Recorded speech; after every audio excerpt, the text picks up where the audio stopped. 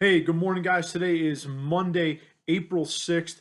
This is week 4 of our virtual learning initiative here at North Hunterdon High School, and this video is for my crime and justice classes. Good morning, guys. Hope everybody's doing well. Hope you all had a great weekend.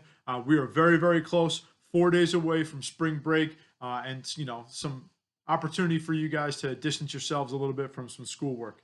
Uh, this week there will be no Zoom meeting. I got to kind of hang out and chat with you guys last week. It was really great to see all of you. Thank you again to those who showed up. For this week, though, I'm just going to expand on the project that we did last week. Okay, so last week, your students' right project, you were looking at the difference between student rights versus adult rights. This week, we're just going to look at an expanded rights of students based on important court cases. I have assigned you guys almost the exact same document, the exact same format of the last portion of the project. So this is going to say Students' Right Project Part 2.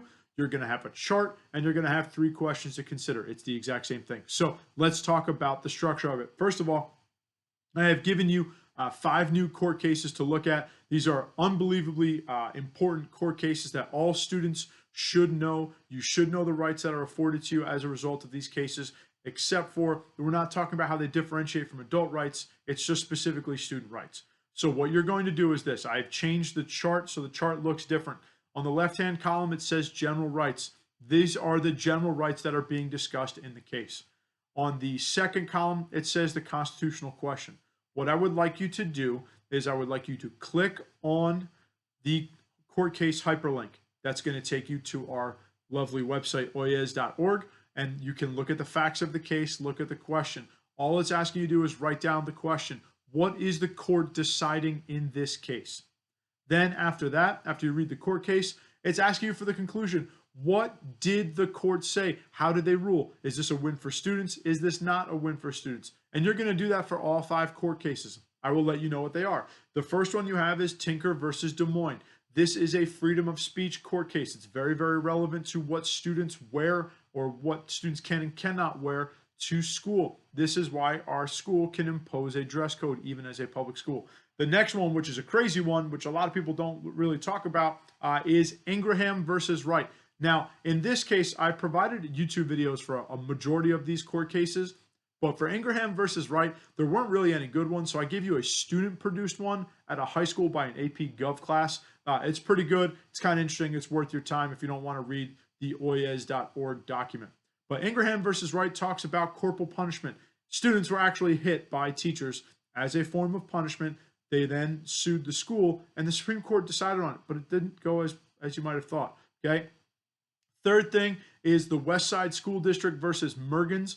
Okay, this talks about exclusive or being exclusive in clubs.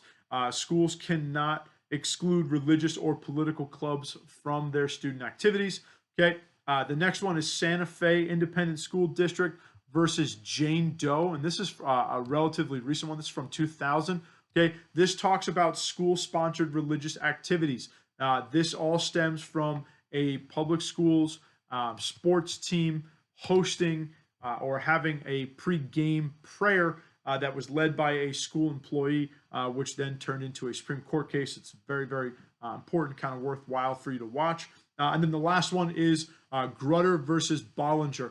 Grutter versus Bollinger has impacted the entire landscape of the college application process.